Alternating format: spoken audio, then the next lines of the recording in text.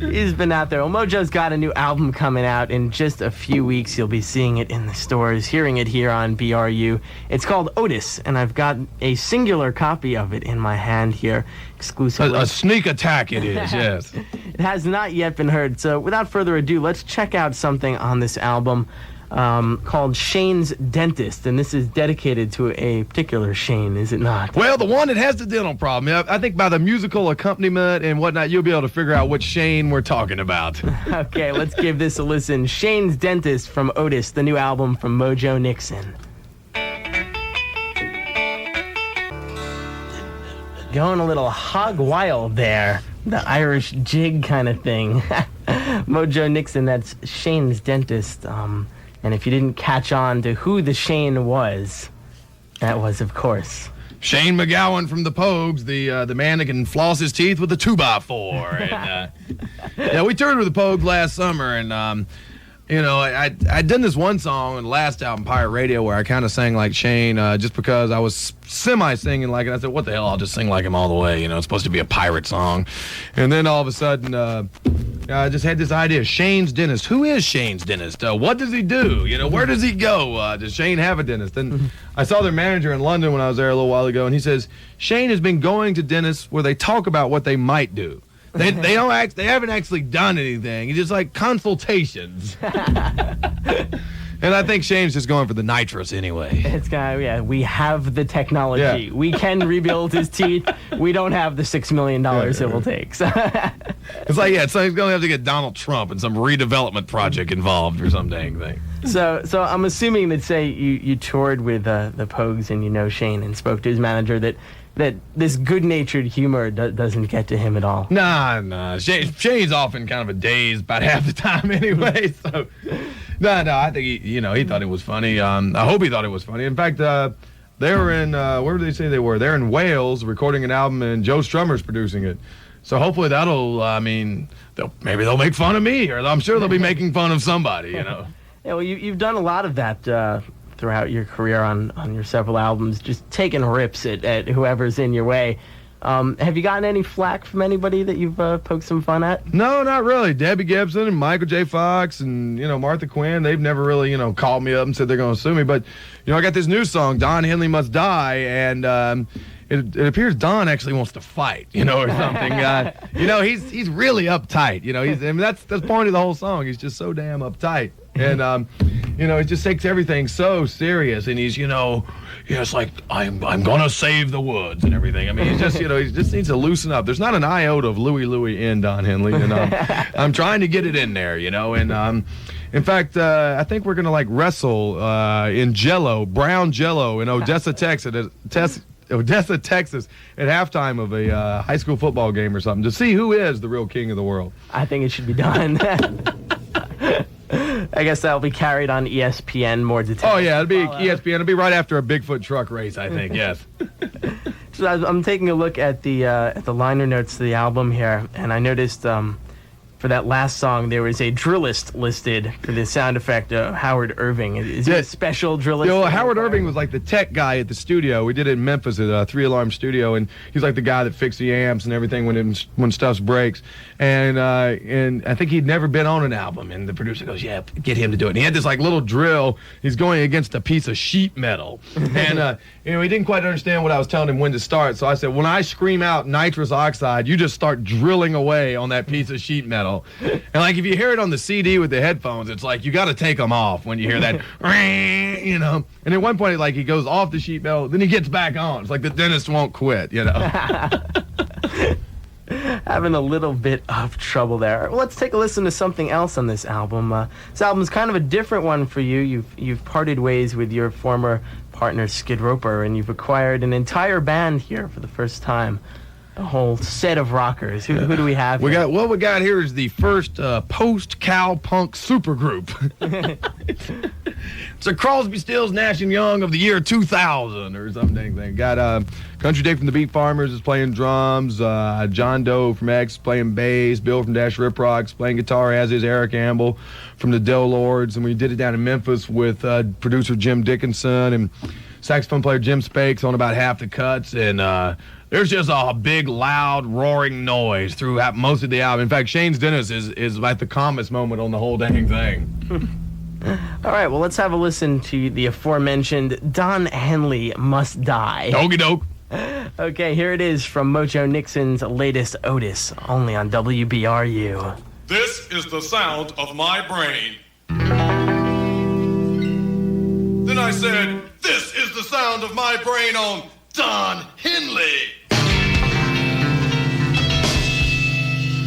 Then I said, 1, 2, 3, 4.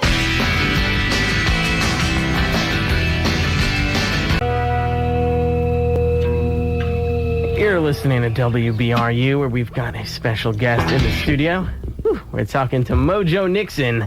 He's got his guitar out, he's tuned up a bit, and he's about to do something for us. But first, I want to just talk a little bit about putting together this latest album, Otis.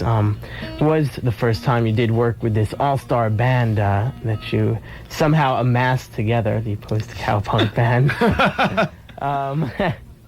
So, what was it like? How did this album come out differently? How did it feel different? Well, man, I wanted to make a more rock and roll record. I had this idea that the Replacements with Pleased to Meet Me, that they like had the rock and roll ball. They were leading the pack, and somewhere with their last album, maybe they just didn't want to do that anymore. They got off the field. It was a football game. They're at the 50-yard line, and they got off the field. And I figured, well, Coach, put me in. And so I tried to pick up the ball, and I wanted to make, having a drummer play as opposed to a washboard, that really changes things.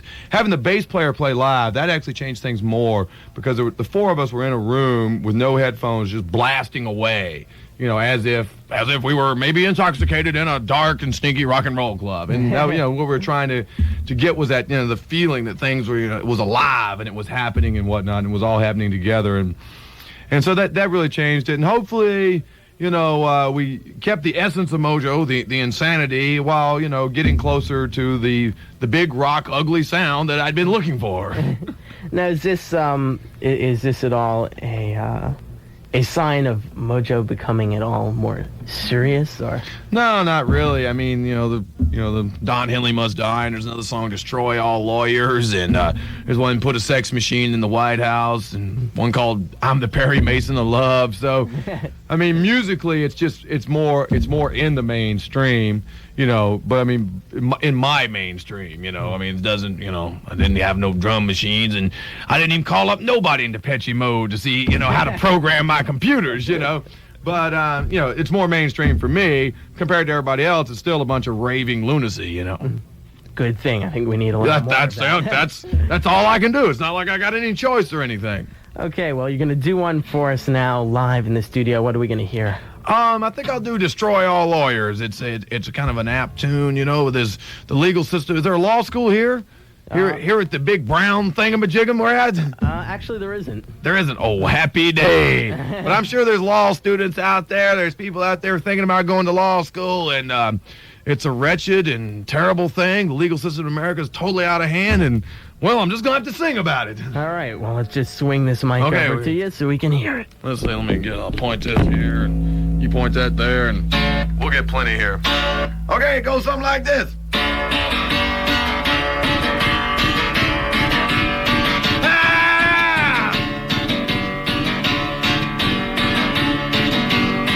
There's a plague on the planet, and they went to law school. A bunch of hornswogglers treat us like fools. Know who I'm talking about? Let me hear you shout. Destroy all lawyers. Destroy all lawyers. Bunch of evil weasel posers. Destroy all lawyers. Watch them push them papers and bend them laws. They're the chump with the most money, buy them all.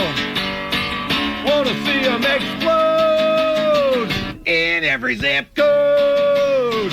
Destroy all lawyers. Destroy all lawyers. Bunch of evil weasel posers. Destroy all lawyers. Ah! Okay, here's where the big guitar solo is. I'm gonna use both hands. Ah!